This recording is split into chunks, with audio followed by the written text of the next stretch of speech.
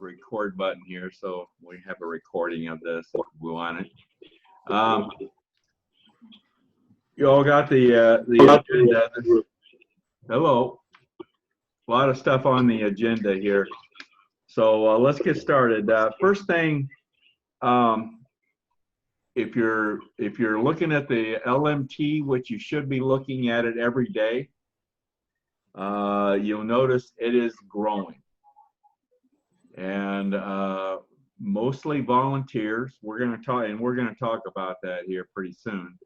But there are a few district captain applicants on there. But the point is that I'm trying to make here is we expected this.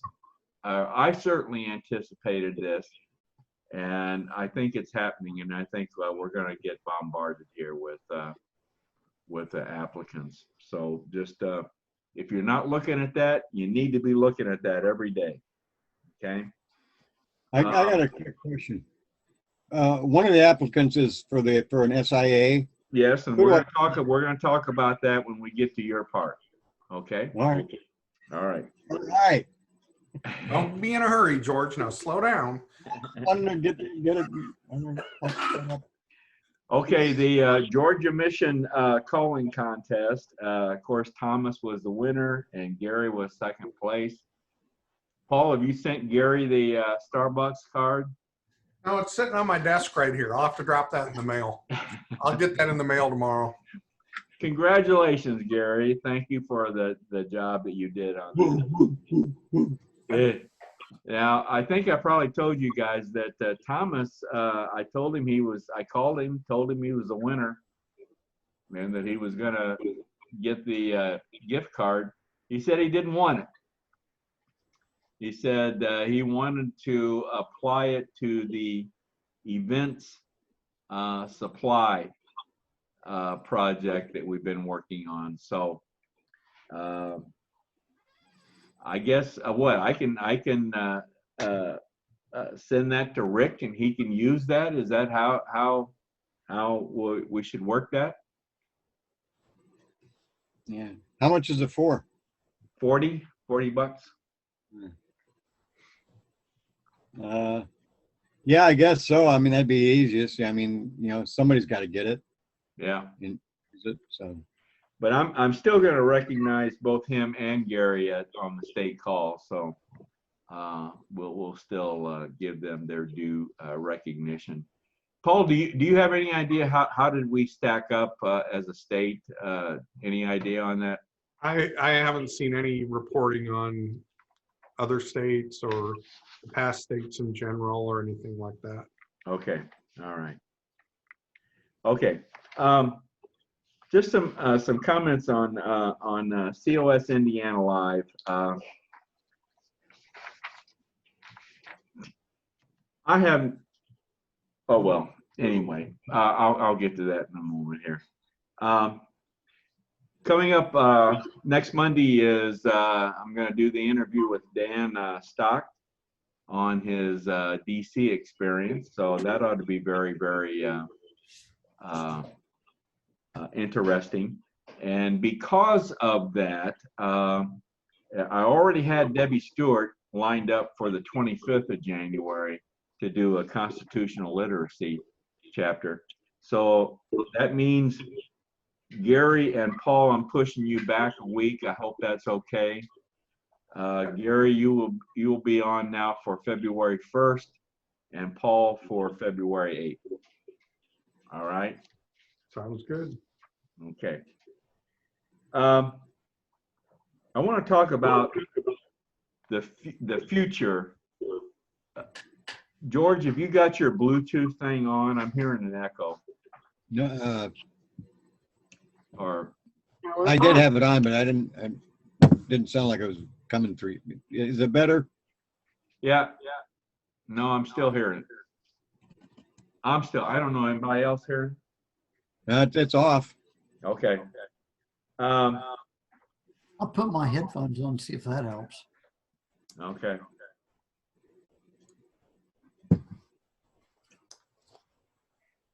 Power on. Bluetooth.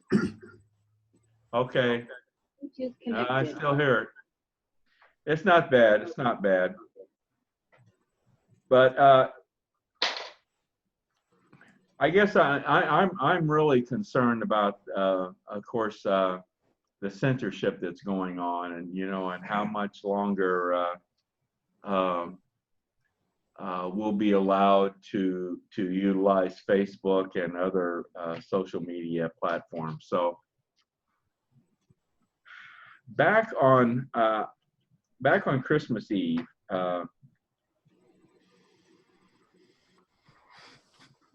Larry Hudson had sent me an email calling my attention to the use of Zoom.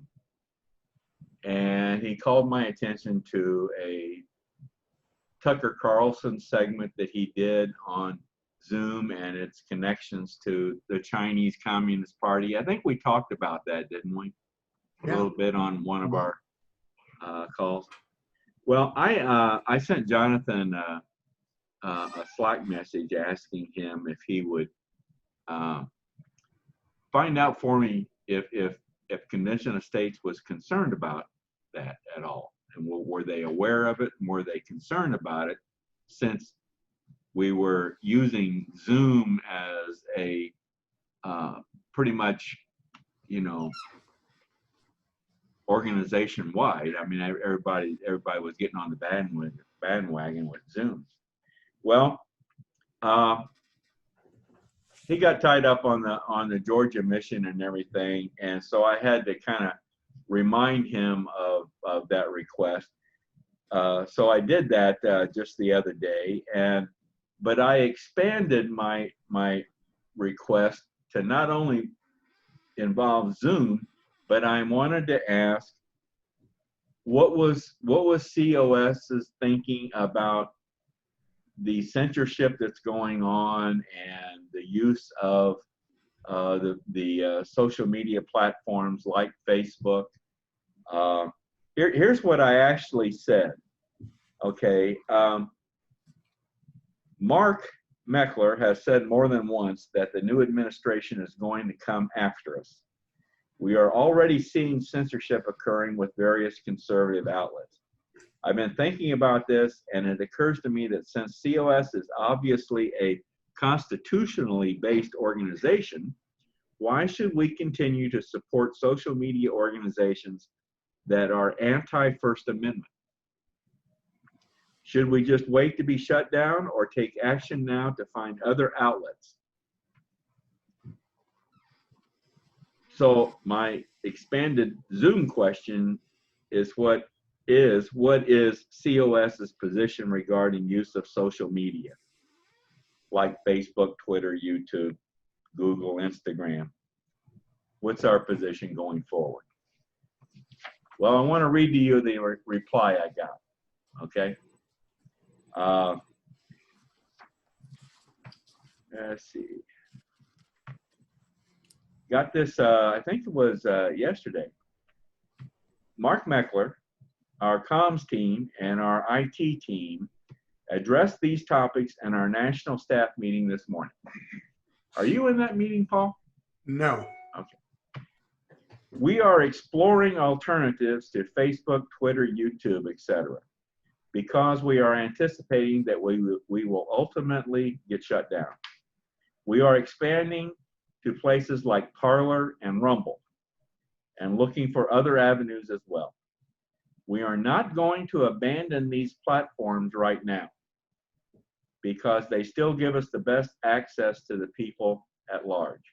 And it is essential that we use everything to get our message out. However, we simply don't know how much longer we'll be able to operate them given this recent crackdown by the tech oligarchs.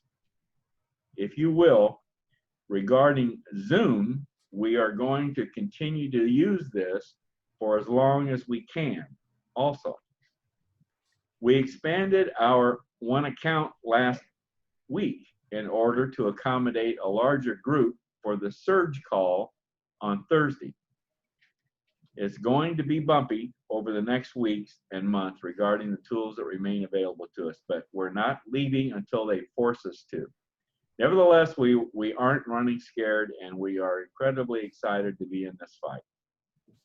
Marquette was particularly amped up this morning and proud of where our organization sits, which is at the heart of the fight against all of what's happening right now. Hope all of that helps. Well, it doesn't help very much, quite honestly. I don't know if you got any thoughts on that, but it basically sounds to me like they don't know what to do right now, and I can understand that, because I think there is a lot of confusion out there. I guess my point was,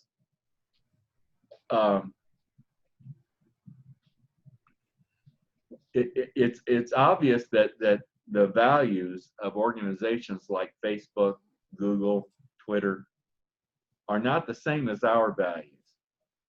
Why then would we continue to utilize them? But I guess we're going to continue doing that. So, Well, I don't think it's a matter of we do it to support them. We use them because it's the best for achieving our goals. And, the problem with Facebook and Twitter is the advantage of using them. The term is their network effect, which just means how big they are, how many people they reach. And sure, we could abandon them and go to Parler or MeWe or somewhere else, and in doing so, drastically shrink our audience. I kind of think the other way is, I think it's kind of fun to use their services to accomplish something that irritates them. And the example I can think of is, last year Maya worked at Starbucks, and I had people tell me, well, how could you have her work there with the things that Starbucks supports, Planned Parenthood and stuff like that? And my response was always, I think it's pretty cool that Starbucks is helping finance the education of a future conservative constitutional attorney who may end up someday suing them. So, I look at it the other way. Yeah, that's an interesting perspective. But one other point though, Paul, is that we're saying these are the best platforms to reach our audience right now. But I think what's happening is our audience is leaving those platforms. I heard something on a report this morning that Twitter has eliminated something like 80,000 accounts or some, I don't know, some huge number. Of course, I don't utilize Twitter, but I guess my point is that I don't know where our audience where they're going, but if they're leaving Facebook, which seems to be the main one, then we're no longer reaching them, are we? Right, but we're reaching the people who remain there. And if we on our own accord say we're done with Facebook and pull ourselves off, we're giving away the people that remain there, that giving up our ability to reach them. Yeah. All right. And I think really Facebook has, a couple 100 million people in America probably that are still on it, even though some people have left.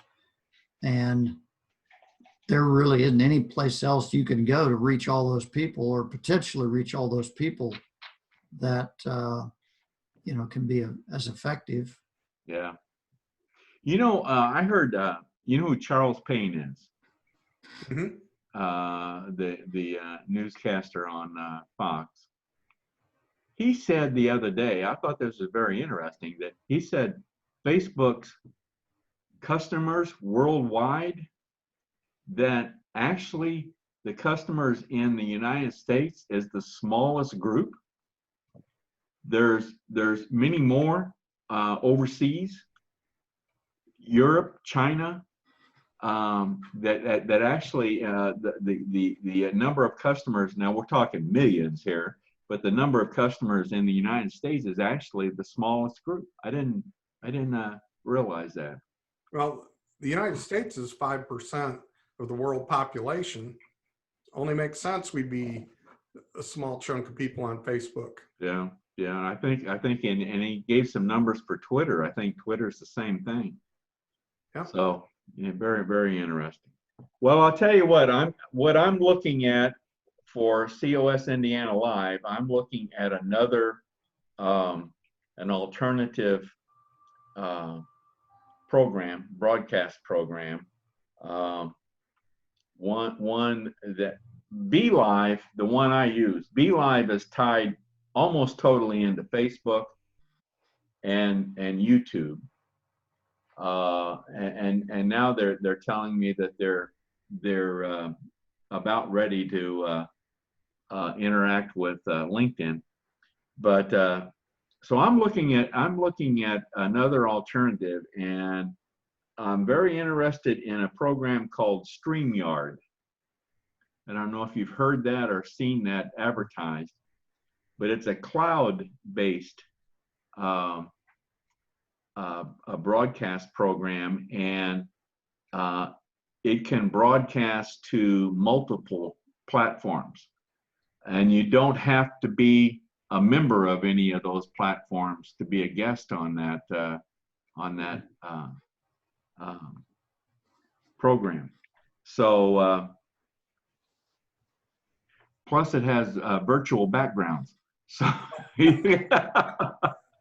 so I'm very interested. It seems like a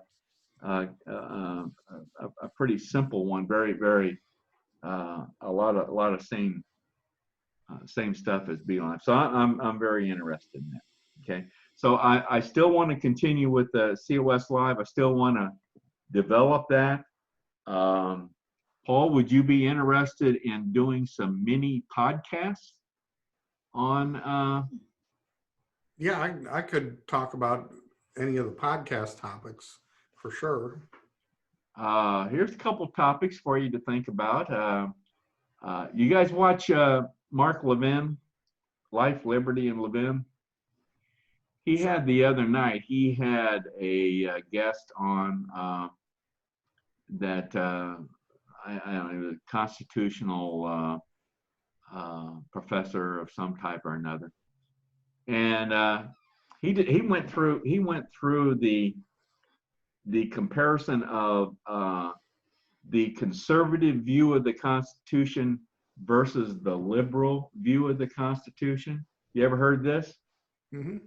While we believe in the original intent of the Constitution and the originality of the Constitution, the liberal view of the Constitution is that it's a living document and can be changed as needed. I thought that was very interesting. I know I've heard that before, but I thought that was very interesting. Might think about that, Paul, for Yeah, I didn't see that episode. Was it Randy Barnett, the guest?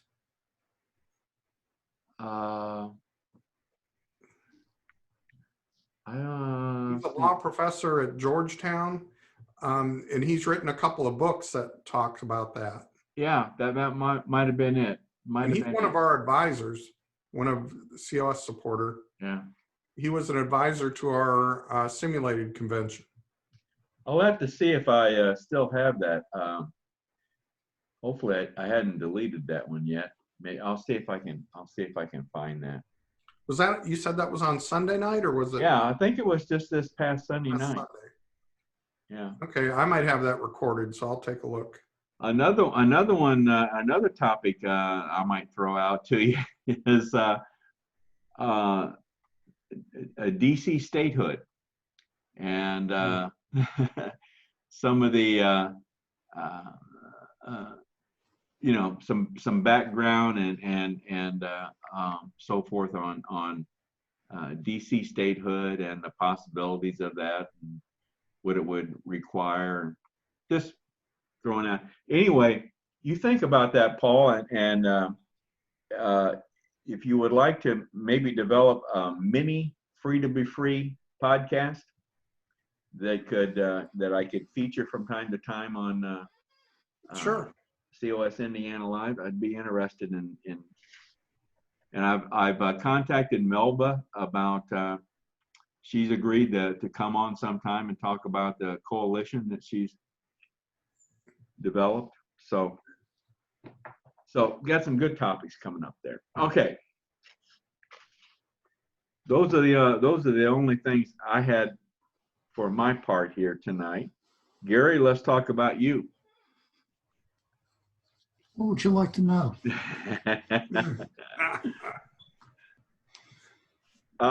Let's talk about the volunteers. Most of the applicants hitting the LMT right now are volunteer applicants. And George and I were talking about this last night prior to the broadcast. And I made the suggestion to George that maybe we ought to talk about due to the number of applicants that we're getting, and like I said, I anticipate that we're going to get more and more of these, that maybe we should eliminate the 2 interview rule for volunteers and just let the region captains or the appropriate district captain, if there is one, to just do the interview, and we'll just do 1 interview. Does that sound okay to you? Yeah, based on what I saw on Slack, I pretty much told the region captains tonight that we're going to make that switch, that people who apply to be simply a volunteer, that the region captain is going to do that interview, will be in charge of that, and building that relationship with them, and that'll free up George. He won't need to call those people who just apply to be volunteers. That's going to go directly to the region captains. Now, George, do they need to let you know that they approve of this person, and then you complete the processing of the person? Yeah, that would make it a lot easier. Plus, just because I've been finding that a lot of people volunteer because they don't know what position they want. They just say, "I'm here, I want to help. What do you want me to do?" So part of the interview process has to be to kind of pick their brain. They might want to be a district captain or, a social content writer or something like that. They just aren't aware of what we have. So a lot of times I'll direct them to the take action page and have them look at it, and things of that sort. We've gotten a couple parties that are interested in the district captain position that came on just as volunteers initially. So that, that's going to be, I think, important in the interview process. Okay. All right. Okay. Now, Gary, I guess if would it be safe to say if a region captain's interviewing a volunteer applicant and he or she is like what George is saying, I guess they could refer that person to George if they felt it was necessary, right? Yeah, they could. Would it make more sense, George, to have them go back and do a DC application? Because I know it created some confusion with Thomas, because we have is it Mark Shade, who first applied to be a volunteer, and then I guess after you talked to him, he applied to be a district captain, and so he shows up in the LMT twice. Can you change somebody from? When I run into that, like with Mark, I just rejected his volunteer application and just kept him as district captain. But on the, I ought to also say that there's no problem with somebody being a district captain and a volunteer. you know, so we could do it either way. Just so Okay. that they do have two different applications and you have to do, you know, it's kind of redundant work. What you fill out for the district captain part doesn't carry over to their volunteer application, you know.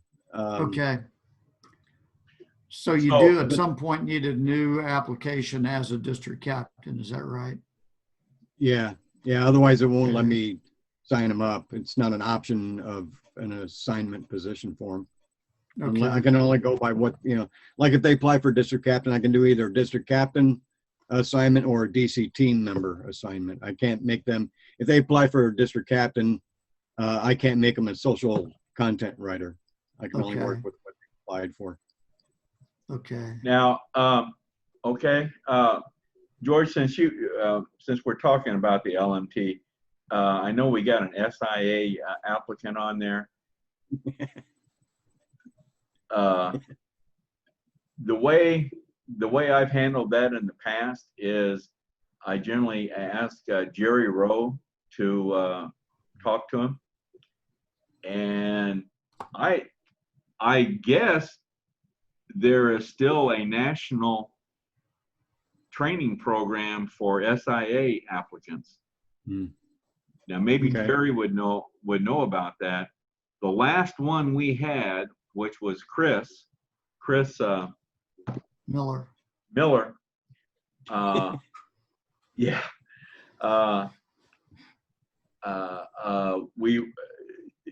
We had I had Jerry call Chris and talk to him, and Jerry said, yeah, he seemed like a really good applicant. And I think Jerry then put him in contact with someone in National that was handling the SIA training, and I can't remember who it was right offhand. I don't even know if he's still there, but Yeah, well, that's like John Ackerman and people that want to be social media warriors. They get training from National too. right.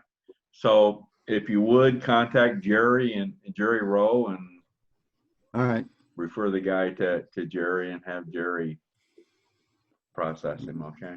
Yeah, and I situations like this, I also usually get a hold of the applicant and you know, just to break the ice first of all and explain to them that, you know, this is a different kind of position than what Right. I'm used to doing. And I'm going to pass them on to, you know, the guy that they need to talk to, and All right. people accept that. So All right. Okay, Gary, how about our DC recruitment program? Have we identified a area we're going to start in, when we're going to start? Give me a little feedback. Do you think we should target like a region where we don't have anybody or where we've got some interest, or what do you guys think?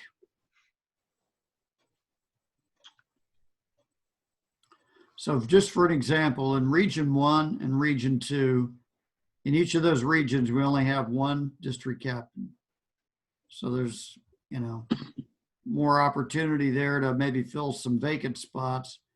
In the last 6 months, Region 7 has become pretty active in terms of people. We got some volunteers, we have some new applicants. Should we try to, you know, focus there and build that up? Or go someplace that's more of a green field, you know, nobody there?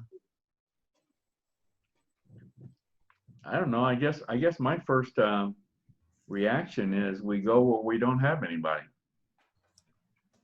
or we go where we have the fewest. Okay. Paul, you have any thoughts, or George? Does that make sense? Yeah, from a technical standpoint, it doesn't matter where we go. Setting it up on Telepatriot's all the same. Okay. yeah, I think I have somebody that's in Region 1 that's working through. I think I'm not real positive. I seem to remember thinking that, oh, we need somebody up in that area. You know, when I was looking at their application and stuff. Okay. It's not Jill. She's down by Indy, I believe. Okay. Okay. There's somebody I talked to today, maybe. It was a woman. Well, whatever. Oh, she lives in Evansville. Yeah, it was someone I talked to today. She lives in Evansville. Oh, that's down Region 8. Oh, I keep thinking of like Elkhart. Jeez. Yeah, that Elkhart would be Region 2. Let me make a Yeah, note yeah, here. I keep thinking of Evansville being up here in the Northwest, and I'm thinking Elkhart when I think that. It's my Okay, bad. yeah. Um, Oh, we need people down by Evansville too. So Yeah, Well, yeah. you got that lady that applied down in Region 76, which is way down there. But she's in that little town. I can't remember what it was. yeah, I know who you're talking about. About a half an hour from Evansville. Penny Paget. Penny Paget, yeah. We've got 3 DC applicants on the LMT right now. Andrew Bethel, Cynthia Miller, and Penny Paget. Offhand, I don't know. I haven't researched Penny very much, but Huh? she's in our database at 3 different times. She has 3 different Oh, accounts. really? Yeah. I could not merge them. It came back and said, can't merge this person because she's a user. Oh, what? So yeah, aren't we all users? I've merged people plenty of times before. So I'm not sure what they meant by that. Yeah, I don't have that. I don't know. Cynthia Miller, Andrew I Bethel. don't know where they're located right now. So we Yeah. got 3 of them on there right now. Yeah, Cynthia Miller, I left a voicemail for her yesterday, I guess it was. And yeah. All right. Well, I will go. I'll go to Region 1 first. I've got a sample script written, and I'm going to ask people to leave a voicemail and follow it up with a email. I think a lot of that is in Central Time Zone, right? Half of that region anyway. Yeah, there's a so- part of that that's in Central. All right. I will make note of that as well. And Paul, you can incorporate a sample script in the CTA program. Oh, yeah. Okay. All right. I will send it to you probably later tonight then. All right. And All right. Okay, George, we talked about. I know. Okay, well, you've already acknowledged those. We talked about the first interviews. We talked about the DCs. How are you in the follow-up tool? We getting caught up on that? Yeah. Yeah, we had like 320, something like that this morning. I figured I quit putting in your invitation for Facebook Live events, and I just hammered through them and got them cleaned up. Took them all out, and about an hour later, we had 2 more in there. You left out the COS Indiana Live invitation? Well, now you every other one. You need to go back and redo those then. George, your bonus is going to be cut. They're in your ether now, man. They're out of my old. Hey, I should You know what? pass It's not along. It's not bad adding the invitation. It's not like that much time, but when I had 300 of them, 10 seconds for each one makes a difference. Yeah. What, Gary?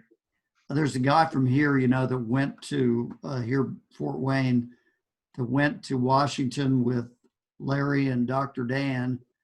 And I asked Larry tonight if they talked to him about convention states. He said, yeah.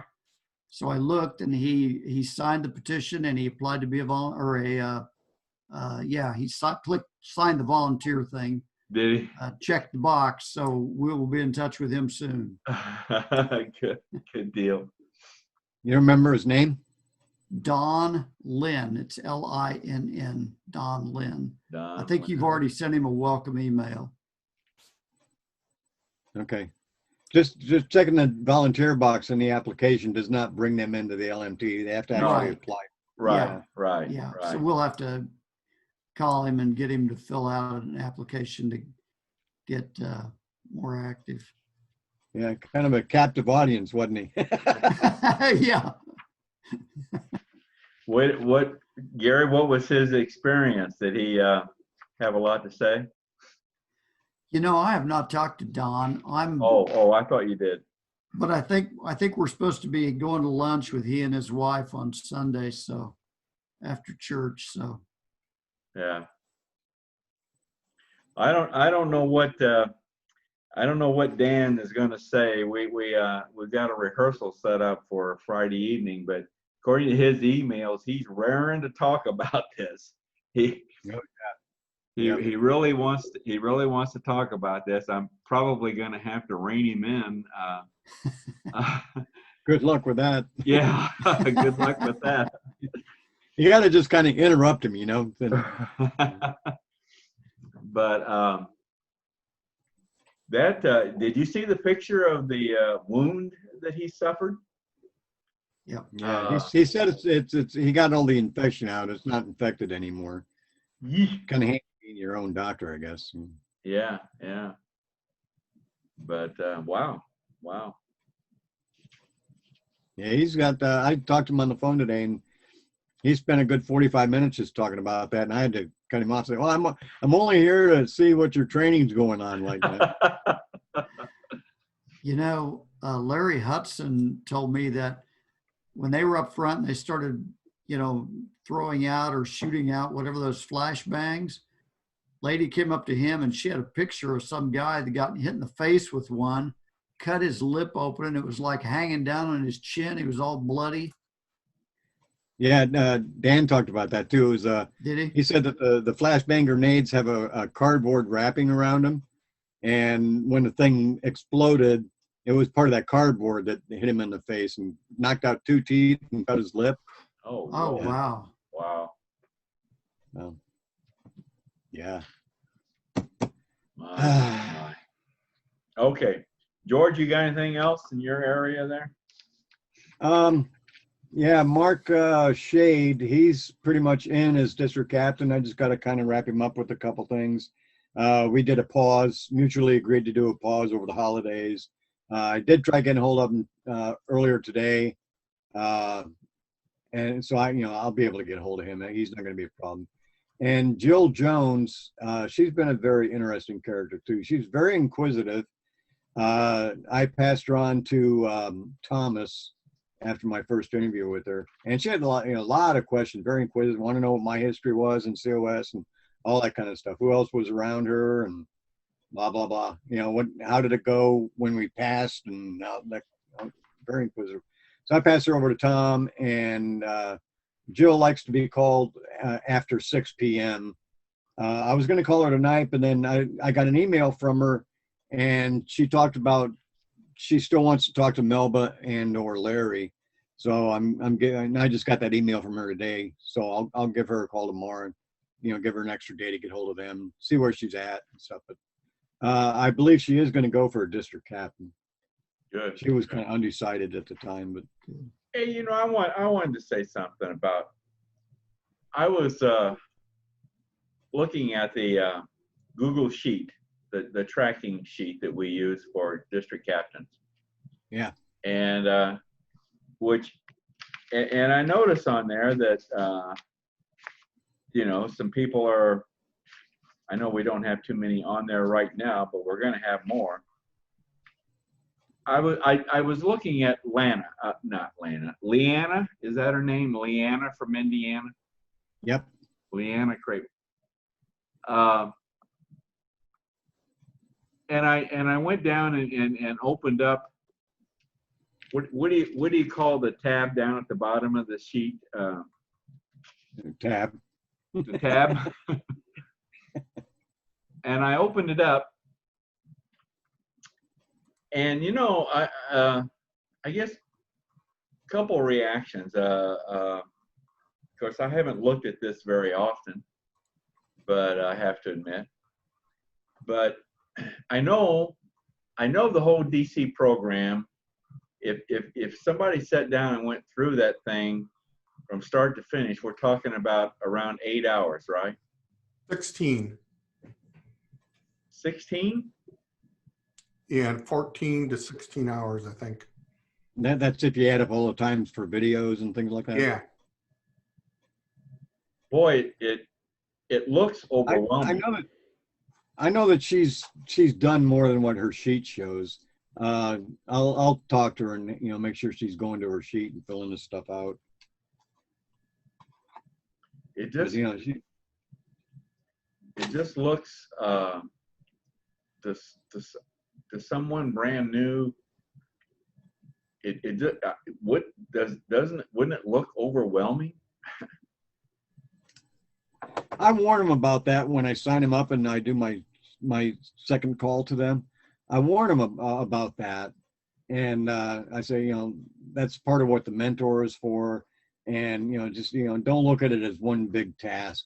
Take each one step at a time, and like most of the videos are 5 to 10 minutes long at best. Just and just watch them at your convenience. Going to see it. Basically, it's just COS University and our own modules. And that's it. It looks bad because the COS modules are all stretched out. Each unit in the module in the university is individually listed. Do you think it would it? I'm just throwing this out.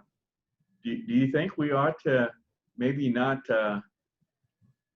list all the individual segments of each of those modules, of each of those courses?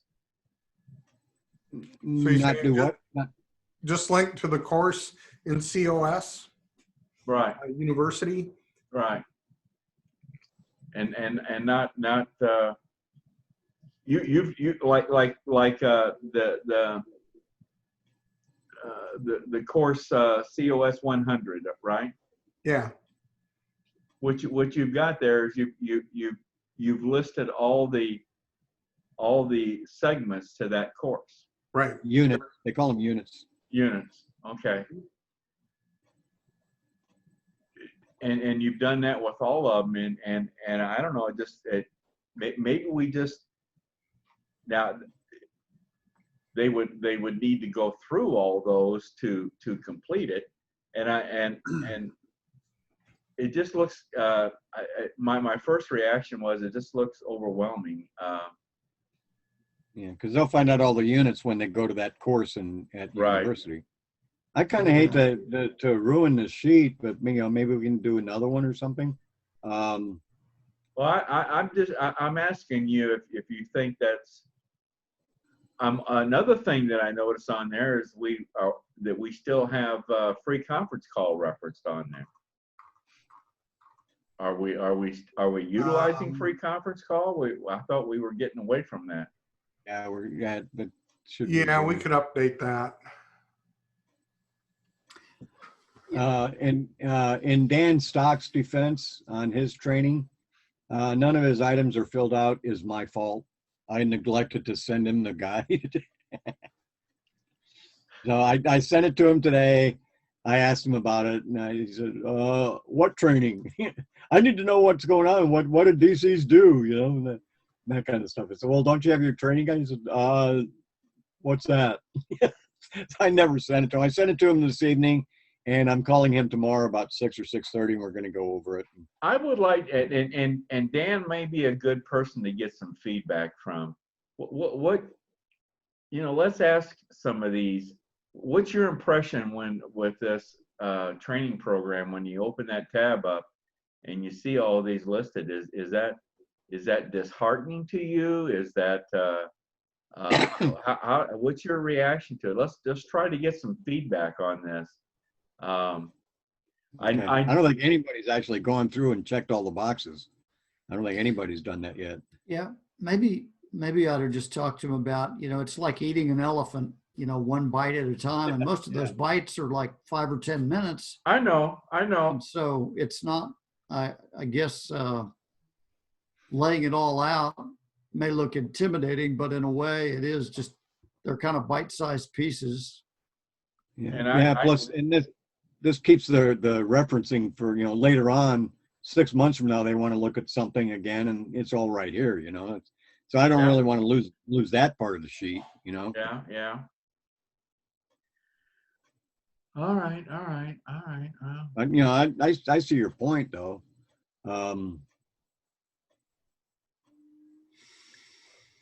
Maybe I don't know. let's don't go let's don't talk about it anymore. Let's just try and get some feedback. Let's just try and get some All right. feedback from some people. All right. I guess Leanna and Dan. Dan said he was going to look at it tonight. Maybe try to get some stuff done. So Let's try to get some feedback from those two individuals. Leanna seems like a pretty good person to. I think she likes Convention Estates a lot, so I think she'll give us some feedback. yeah, she's an electrical engineer too. Yeah. Okay, Paul, let's get to your area here. You probably don't have anything, do you? Oh, I got nothing going on. Right. Really, the only area I've had activity in the last week is the legislative stuff. And as you guys probably know, House Bill 1123 is moving. They had a Rules Committee meeting on it today. Nobody was there to give testimony. It was just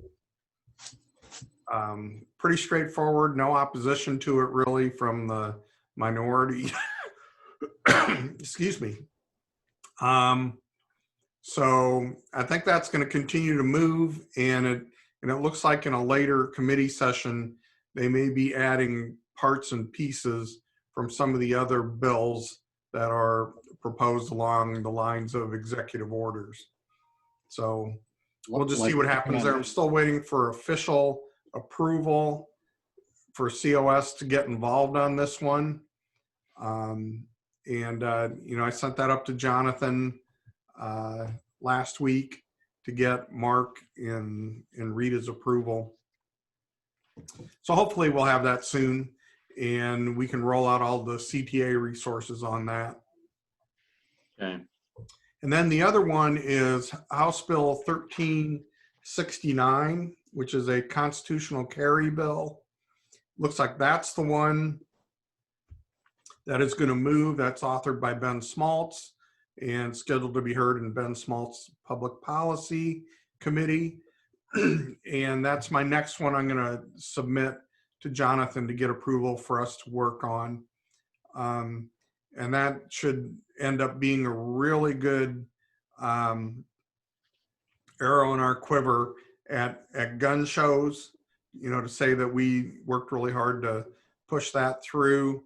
It helps to answer the critics who say we're going to try to repeal the Second Amendment, all that kind of stuff.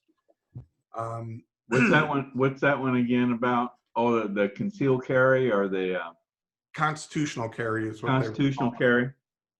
Yeah, it just eliminates the need for going through the process of getting a license to carry a handgun.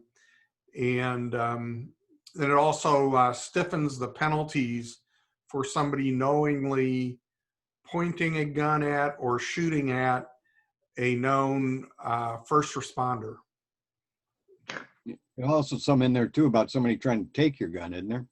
Yeah, if you take a gun from somebody else, it stiffens the penalties as well.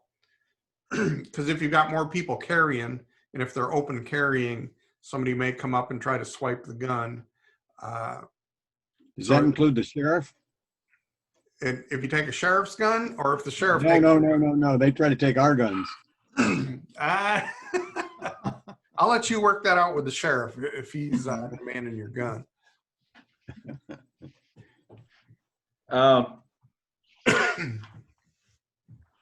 Do we? Do we need to plan a surge day? I mean, is that I know Well, that's going to be COVID dependent. What struck me when I watched this committee meeting today is nobody was there except the legislators. And I don't know yet what all the rules are for, going to the Capitol, attending a meeting, setting up a table in the lobby, all of that kind of stuff. And I was going to ask Rick Lyon if he might, as event coordinator, see what it takes to do an event in the Capitol building, like a Surge Day. And if we do, I'm thinking the Surge Day might be better planned around the constitutional carry bill than the executive order bill. Yeah, yeah. Because there'll be lots of NRA folks in the building on a day they're going to vote on that, and good chance for us to get petitions. Well, according to this sheet that Jonathan wants us to input to regarding surge days, that some other states are encountering the same problem with COVID, and some of the other state capitals are closed Right. to the public. All right. That's convenient for them, isn't it? Yeah. Yeah. All right. And they only meet in plenary as the House and the Senate. Now they're just meeting once a week, just on Thursday afternoons. In a normal session, they do committee meetings in the morning and then legislative or, full sessions in the afternoon. Now they're only doing full sessions on Thursdays. Wow. So it's a part-time legislature. They'll have a hard time getting very much done, I would think, in this session. I mean, they got to do a budget, right? So Yeah. probably be hard to get a lot of other things done. Okay. Or maybe it'll force them to be more efficient. That could be too. Yeah, there you go. That's an idea. Are we, have we set a date yet for our first virtual town hall? I have not talked with Richard to find out, so I need to get in touch with him. Should we coordinate that virtual town hall for a region where we're trying to recruit district captains? Yeah, that might be a good idea.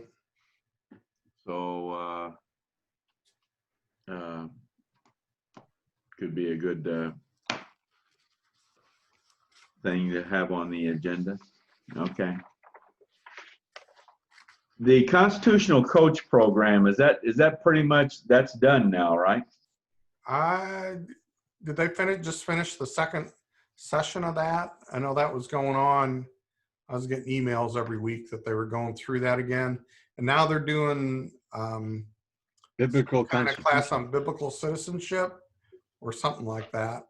I think it's Biblical Constitution. I think it had a Oh, okay. their opening seminar, and it was last night on that. I had a lady just out of the blue call me today because somebody referred her to me to help her. She was having trouble trying to log in or register for the event. She said she knew it was the 11th, but didn't realize that today was the 12th. So we got her all set up and registered, and then I noticed on the thing there it says January 11th at 9 p.m. I called her back and said, "Hey, it was last night." But yeah, they're taking this course is free again, right? I'm gonna take the course. I'm not gonna go for the coaching thing. I tried that last time. I just couldn't hang on to it. So I'm just going to take the lessons this time. It's free again, right? That's why I understand. I have a set of all the DVDs. Well, I should say Dale has my set. Yeah, I still have that set. Whenever he's done with it, if you want to borrow those, George, you're welcome to. If you want to just do it on your own, at your own pace. Well, I've done it. I've gone through the whole set. I'll tell you, I'll be honest with you, Paul. I enjoyed hearing David Barton more than Rick Green. More than Rick Green on those sets. And I purchased the David Barton CD on the influence of the Bible on the Constitution, and that's been very, very interesting. So anyway, okay, all right. That's all I got for tonight. Anybody got anything else? Nope. One quick question. George, do you have an idea who you want to have be a mentor for Mark Shade? Hang on. He's in Region 9. Yeah, I think I was gonna hit up Thomas for that, I think. Because Okay. Thomas talked to him was, the very first one. Okay. And I'm gonna plug his is Mark name in in. Mark in the yeah, Mark's in the training guide. Yeah, no mentor. I think I was gonna ask Thomas if he wanted to do it. Vicky Fisher took Dan Stock. I keep wanting to say Stockman. It just seemed like they go together so well, but Dan Stock, she's going to be his mentor. Okay. Yeah, I gotta ask Thomas first. He's not confirmed, but All right. Well, I'll tell him I put his name in, so he really doesn't have any choice at this point. can't take it off, Thomas. It's just the way the sheet works, man. Well, I tell you, I think the way we're getting started off this year, I think we're going to have a good chance of getting those district captains in here that we are our objective, our goal. Yeah, 40. To get up to 40 district captains. I think we're going to have a shot at that, the way things are going now. Yeah. So, okay. Well, our next, we'll do this again next Tuesday evening, the 19th.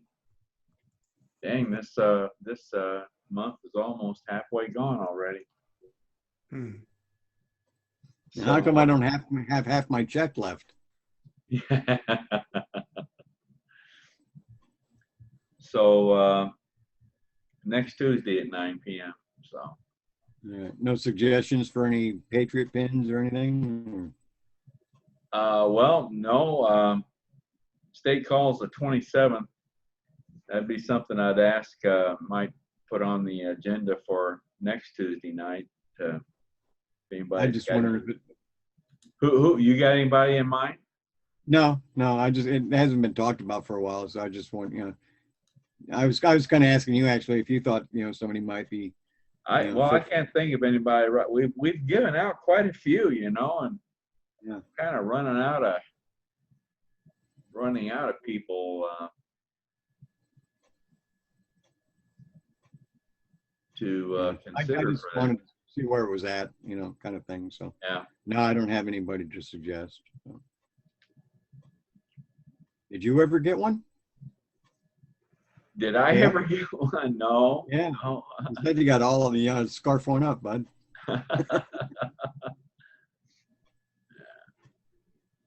Get like a banner across your chest and just put like 20 of them in there. This one's for when I served and. Yeah. Yeah, that would be something. Yeah, to create a banner and give multiple Patriot pins to people. Yeah. Well, see, you guys, all of you guys are, we're all Challenge coin. challenge coin recipients. See? So we're a step above the Patriot pins. Yeah. Well, most of us are. No, I'm just kidding. All right, guys. All right. Alrighty. Thank you. Thank you. Yeah. Thanks, See you later. guys. Good night. Right on an hour. Yep.